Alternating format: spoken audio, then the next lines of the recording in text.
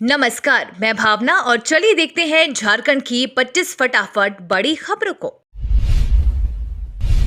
झारखंड व मध्य प्रदेश में बना निम्न दबाव का क्षेत्र, भारी बारिश की संभावना। मानसून ने रफ्तार पकड़ ली है। इसके साथ ही झारखंड में मौसम भी बदल गया है। अब दक्षिणी झारखंड और पूर्वोत्तर मध्य प्रदेश में एक निम्न दबाव का क्षेत्र बना है, जिसका असर आने वाले दिनों में देखने को मिलेगा। मौसम विभाग ने 4 जुलाई तक मौसम पूर्वानुमान जारी किया है, साथ ही मौसम का अलर्ट भी जारी किया है। मौसम विभाग ने आज तक के लिए येलो अलर्ट जारी किया है। कहा है कि राज्य के पश्चिमी तथा उत्तर पूर्वी भागों में कहीं कहीं भारी वर्षा होने की संभावना है। अडानी पावर के झारखंड बिजली घर से बांग्लादेश को बिजली सप्लाई शुरू। अडानी समूह की कंपनी अडानी पावर ने झारखंड की गोड्डा स्थित अपने 1600 मेगावाट क्षमता वाले बिजली घर से बांग्लादेश को विद्युत आपूर्ति शुरू कर दी है। इस मौके पर बांग्लादेश पावर डेवलपमेंट बोर्ड और power grid corporation of Bangladesh के अधिकारी मौजूद थे। बिजली संयंत्र की पहली इकाई ने 800 मेगावाट की क्षमता के साथ 6 अप्रैल को अपनी वाणिज्यिक परिचालन शुरू किया था। झारखंड में 300 करोड़ की लागत से बनेगा कौशल विकास कॉलेज। झारखंड के मुख्यमंत्री हेमंत सोरेन ने बुधवार को घोषणा की कि उनकी सरकार 300 करोड़ रुपए की लागत से राज्य में एक कौशल विकास कॉलेज स्थापित करेगी। एक समारोह को संबोधित करते हुए उन्होंने आईटीआई कौशल विकास कॉलेज के लगभग 500 छात्रों को नियुक्ति पत्र सौंपा। उन्होंने कहा कि झारखंड सबसे पिछड़े राज्यों में गिना जाता है, लेकिन उनकी सरकार अपने युवाओं को कुशल बनाने के अलावा आर्थिक गतिविधियों को बढ़ावा देने के लिए प्रतिबद्ध है। झारखंड में हूल दिवस से झामुमो करेगा 2024 लोकसभा चुनाव का शंखनाद। झारखंड में लोकसभा चुनाव को लेकर राजनीतिक सरगर्मी तेज हो रही है। पार्टियां चुनावी मोड में आ रही है। पक्ष विपक्ष चुनावी बरसात पर गोटियां चलने के लिए तैयार है। भाजपा, झामुमो, कांग्रेस चुनावी अभियान में जुट रही है। भाजपा के केंद्रीय मंत्री, केंद्रीय नेता और प्रदेश के नेताओं की टीम लगातार लोकसभा क्षेत्रों में कैंप कर रही है। भाजपा ने लोकसभावार तैयारी के लिए 3-3 लोकसभा का क्लस्टर बनाया है। पूजा सिंघल, अर्जुन मुंडा समेत कई नेताओं के बॉडीगार्ड हटाए गए। देवघर के श्रावणी मेला में ड्यूटी के नाम पर कैबिनेट मंत्री से लेकर विधायक व जेल में बंद पूजा सिंघल तक के बॉडीगार्ड हटा दिए गए हैं। खूंटी में मनरेगा घोटाला मामले में गिरफ्तार निलंबित आईएएस पूजा सिंघल की गिरफ्तारी के 1 साल बाद उनके 2 बॉडीगार्ड को जमशेदपुर पुलिस ने वापस बुला लिया है। पूजा सिंघल को जमशेदपुर जिला पुलिस की ओर से 2 बॉडीगार्ड राजेश रंजन सिंह और विनोद कुमार सिंह आवंटित था। धोनी के शहर में विश्व कप का एक भी मैच नहीं, वेन्यू लिस्ट से रांची का नाम गायब। 2011 में देश को अपनी कप्तानी में विश्व कप दिलाने वाले महेंद्र सिंह धोनी के शहर को 2023 विश्व कप का एक भी मैच नहीं मिला है। मंगलवार को भारत में होने वाले आईसीसी वनडे वर्ल्ड कप का शेड्यूल देखकर झारखंड के क्रिकेट प्रेमियों को निराशा जरूर होगी, क्योंकि वर्ल्ड कप के एक भी मैच की मेजबानी जेएससीए को नहीं मिली है। झारखंड फिल्म फेस्टिवल में पलामू के नाम हुए कई पुरस्कार। बिरला यूनिवर्सिटी में चित्रपट भारती द्वारा झारखंड फिल्म फेस्टिवल का आयोजन किया गया। इस फिल्म फेस्टिवल में झारखंड के निर्देशकों द्वारा निर्मित शॉर्ट फिल्म, कैंपस फिल्म व डॉक्यूमेंट्री फिल्मों को शामिल किया गया। इस फेस्टिवल में जिस तरह से पूरे झारखंड से फिल्म से जुड़े लोगों ने भाग लिया व जिस तरह से आयोजकों ने इसके सफल आयोजन किए, उससे ये इतिहास के पन्नों में दर्ज हो गया। झारखंड की पंचायतों में खुलेंगी दवा दुकानें, शिक्षित युवाओं को मिलेगा लाइसेंस। मुख्यमंत्री हेमंत सोरेन ने प्रेझा फाउंडेशन द्वारा संचालित आईटीआई कौशल विकास कॉलेज, नर्सिंग एवं कल्याण गुरुकुल के लगभग 500 विद्यार्थियों को विभिन्न संस्थानों के लिए नियुक्ति पत्र प्रदान किया। इस मौके पर सीएम ने कहा कि आज तकनीक का जमाना है। कल कारखानों से लेकर आम जनजीवन में मशीनें जगह लेती जा रही है। ऐसे में आपका स्किल्ड होना हर हाल में जरूरी है।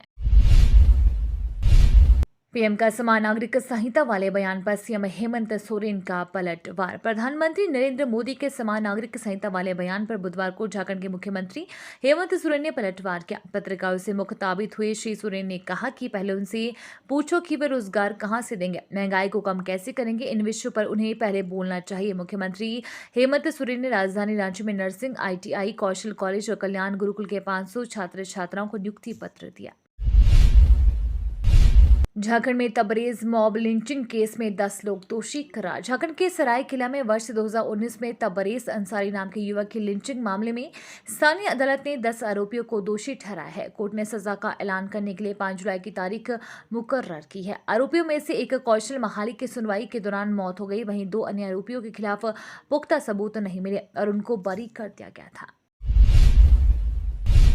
झारखंड में अगले महीने सम्मानित किए जाएंगे मैट्रिक इंटर के टॉपर्स। झारखंड में मैट्रिक और इंटर के टॉपर्स को जुलाई में सम्मानित किया जाएगा। हर स्कूल में मैट्रिक व इंटर के तीनों संकायों में टॉप 10 आने वाले छात्र छात्राओं को सम्मानित किया जाएगा। स्कूली शिक्षा व साक्षरता विभाग ने झारखंड एकेडमिक काउंसिल की ओर से रिजल्ट जारी करने से पहले ही इसके निर्देश सभी जिलों को दे दिए थे। इस बीच गर्मी की छुट्टियां चल रही थी।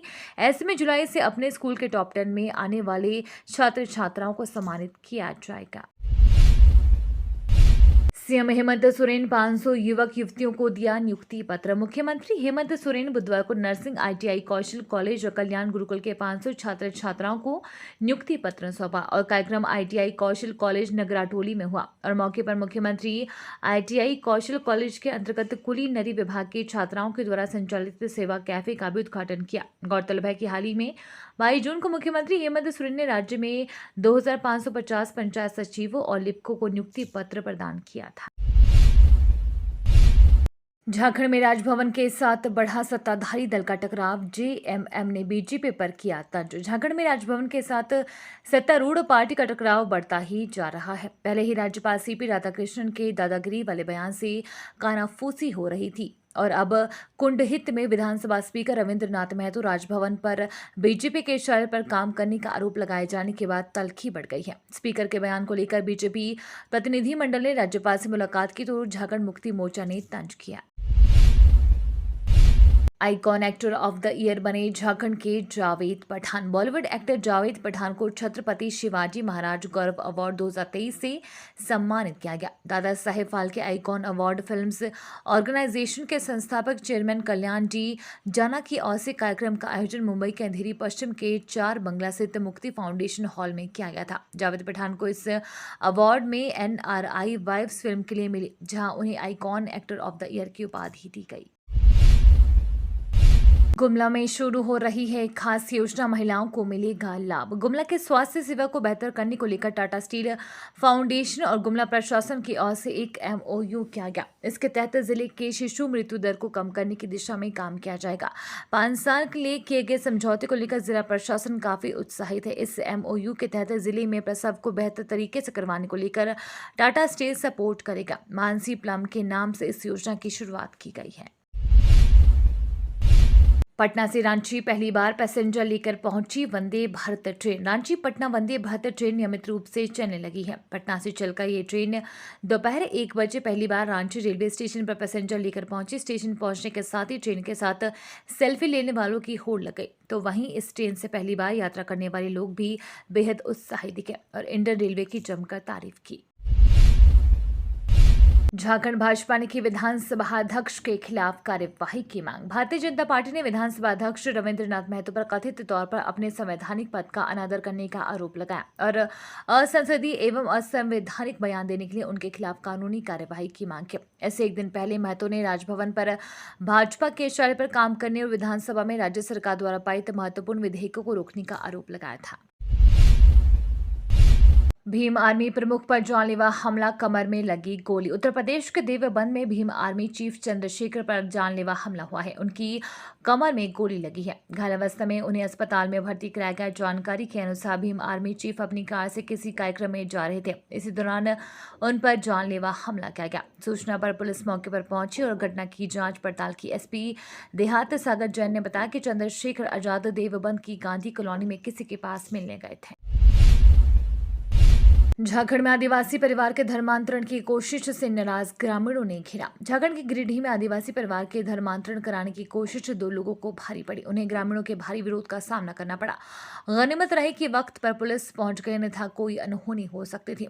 मामला गिरिडीह जिला के देवरी अंचल स्थित भेलवा घाटी थाना क्षेत्र अंतर्गत ग्राम चंदरी टोला साल बहियार का है। यहाँ एक आदिवासी परिवार के 4 सदस्यों का धर्मांतरण करने का प्रयास किया जा रहा था। पीएम मोदी ने समान नागरिक संहिता लागू करने की वकालत की। प्रधानमंत्री नरेंद्र मोदी ने भोपाल में समान नागरिक संहिता की वकालत करके देश में एक बार फिर इस मुद्दे पर बहस छेड़ दी है। भोपाल में पार्टी के बूथ कार्यकर्ताओं की बैठक में पीएम मोदी ने कहा कि दोहरी व्यवस्था से देश कैसे चलेगा। पीएम के इस बयान के बाद सियासत शुरू हो गई है। कांग्रेस समेत कई दलों ने इस पर सवाल खड़े किए हैं। अरविंद केजरीवाल का नंबर 2 प्लान, समान नागरिक संहिता का किया समर्थन। विपक्षी दलों की पटना में हुई मीटिंग के बाद आम आदमी पार्टी और कांग्रेस के बीच कड़वाहट बढ़ गई है। वहीं इस बीच समान नागरिक संहिता पर मोदी सरकार को आम आदमी पार्टी का समर्थन मिलता दिख रहा है। आपके संगठन महासचिव संदीप पाठक ने कहा कि पार्टी यूसीसी के सैद्धांतिक समर्थन करती है। उन्होंने कहा कि आर्टिकल 44 भी यही कहता है कि यूसीसी होना चाहिए। समान नागरिक संहिता को लेकर मंगलवार पीएम मोदी के लिए दिए गए बयान के बाद इस पर सियासी बहस छिड़ गई है। झारखंड विधानसभा घेराव मामले में पूर्व विधायक अमित महतो ने किया सरेंडर। सिली के पूर्व विधायक अमित महतो ने विधानसभा घेराव मामले में अपर न्यायायुक्त पीके शर्मा की अदालत में सरेंडर कर दिया। अदालत ने उन्हें न्यायिक हिरासत में बिरसा मुंडा केंद्रीय कारागार में भेज दिया है। अमित शाह के खिलाफ वर्ष 2022 में विधानसभा घेराव कार्यक्रम के बाद रांची के धुरवा थाना में प्राथमिकी दर्ज की गई थी। प्राथमिकी में सरकारी काम में बाधा डालने और बिना अनुमति सड़क जाम करने सहित कई आरोप लगाए गए थे।